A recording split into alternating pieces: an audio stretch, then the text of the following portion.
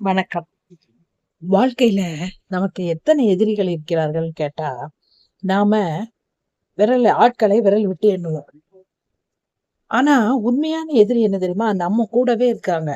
அது நமக்கு நெறைய பேருக்கு மறந்துருப்போம். அது எத்தனை அது அது அதுவும் எத்தனை எதிரி அது தெரியுமா? 6 எதிரிகள். சமஸ்கிருதத்தில் ஷட் என்றால் 6, ரிபு என்றால் எதிரி. நான் நம் நிம்மதியை குறைக்கும் அந்த 6 எதிரிகள் என்னெல்லாம் தெரியுமா? பேராசை, காமம், குரோதம், மோகம், அகங்காரம், ஹிம்சை இவைகள் தான். இங்கிலீஷ்ல சொல்லணும்னா lust, greedy, arrogance, infatuation, enmity, violence. இந்த 6 எதிரிகள் தான் நமக்கு மனிதர்களை எதிரிகளாக கொண்டு வந்து சேர்க்கிறதா. அதுலயும் இந்த 6 எதிரில முதல் எதிரி எது தெரியுமா? பேராசை. இந்த ஆசை அளவுக்கு தேவைக்கு மேல் ஆசைப்படும் பொழுதுதான் அது பேராசையாக இருக்கிறது. ஆசைப்படலாம், தப்பில்லை. ஆனா அது அளவுக்கு மீறாமல் இருக்க வேண்டும். அளவுக்கு அதிகமாகாமல் நிறுத்திக் கொள்ள தெரிந்தால் நாம் இந்த எல்லாவற்றிலும் வெற்றி பெறலாம். இந்த ஆசைதான் நமக்கு எதிரிகளை கொண்டு வந்து சேர்க்கிறது. என்னன்னா, அந்த ஆசைதான் காமத்தை கொண்டு வந்து சேர்க்கிறது, குரோதத்தை கொண்டு வந்து சேர்க்கிறது, மோகத்தை கொண்டு வந்து சேர்க்கிறது, அகங்காரத்தை கொண்டு வந்து சேர்க்கிறது, ஹிம்சை கொண்டு வந்து சேர்க்கிறது. இவற்றையெல்லாம் இழுத்து வந்து நம்முடன் சேர்க்கிறது. மனம் ஆசை உருவாகும் களம் இல்லையா? இந்த மனம் என்ன நினைக்கும்? ஒன்றின் மீது ஆசைப்பட்டால் அதை எப்படியாவது எந்த வழியிலாவது அடைந்தே தீர வேண்டும் என்று விரும்பும். அதனால் துன்பங்கள் ஏற்படும். அதனால் நிறைய துன்பங்களும் ஏற்படும். நம் முன்னோர்கள் எப்போதுமே என்ன செய்றாங்கன்னா, அழியாத வாழ்வியல் உண்மைகளை உருவகங்களாக, கதைகளாக நமக்கு விட்டு சென்றுள்ளனர். இப்போ மகாபாரதத்துல குருட்சேத்திரம் எல்லாருக்கும் தெரியும், கேள்விப்பட்டிருக்கோம், படிச்சிருக்கோம். குருட்சேத்திர போர் அப்படின்னு படிச்சிருக்கோம். இந்த குருட்சேத்திர போர் ஒரு உருவகமா. என்னன்னா, இந்த குருட்சேத்திரம்ங்கிறது என்னன்னா, இந்த உடல் தான் அதனுடைய களம். குருட்சேத்திரம் நடக்கக்கூடிய இடம்.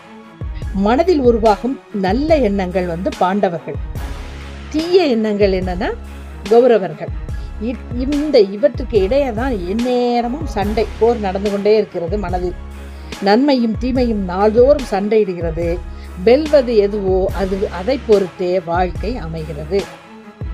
சரி, 15ஆம் நூற்றாண்டில் இத்தாலியினுடைய புகழ்பெற்ற சிற்பக்கலையும் ஓவியக்கலை வல்லுநர் யாருன்னு கேட்டா லியோனார்டோ டாவின்சி. அவர் என்ன பண்ணுவார்னா, அவருடைய புகழ்பெற்ற ஓவியம் எதுன்னா மோனோலிசா, இயேசுவின் கடைசி விருந்து. இந்த 2 ஓவியங்கள். இதுல இயேசுவின் கடைசி விருந்து என்ற ஓவியத்தை வரைய இயேசுவை வரைவதற்கு ஒரு மாடலை தேடிக்கொண்டிருந்தாராம் டாவின்சி.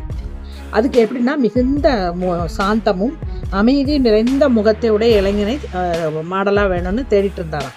கடைசியில் ஒரு இளைஞனை பிடித்து உட்கார வைத்து மாடலாக வரைந்தாராம். வன்மமும் துரோகத்தின் அடையாளம் வடிவமான யூதாசை வரையணும். அடுத்தது இந்த யூதாசை வரைகிறதுக்கு அவருக்கு ஒரு மாடல் தேவைப்பட்டது. தேடிக்கிட்டே இருக்காராம். நாட்கள் கடந்து வருடங்கள் ஓடி போய்கொண்டே இருக்கிறான்.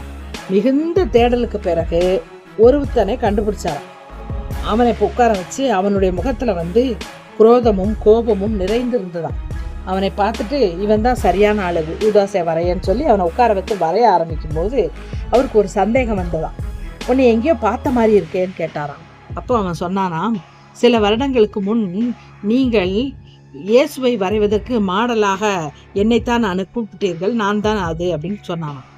பார்த்தீங்களா? இப்போ நல்ல எண்ணங்கள் இருந்தபோது இயேசுவின் அமைதி தவழும் முகத்தை கொண்டிருந்தவன் காலம் செல்ல செல்ல ஆசை, பேராசை என எண்ணங்கள் கூட கூட உருவாகி யூதாசின் முகமாக மாறிப்போனது.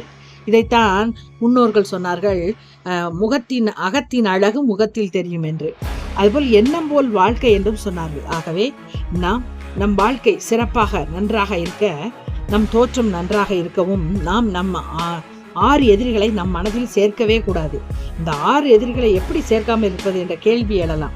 அதுவும் ஒன்று, பேராசை என்ற முதல் எதிரியை நாம் ஒதுக்கி வைத்து விட்டாலே இந்த எதிரிகள் எல்லாம் நம்மிடம் வரமாட்டார்கள். நமக்கு நல்லதே நடக்கும் என்று கூறி வேறு ஒரு நல்ல தலைப்போடு உங்களை சந்திக்கிறேன். நன்றி, வணக்கம்.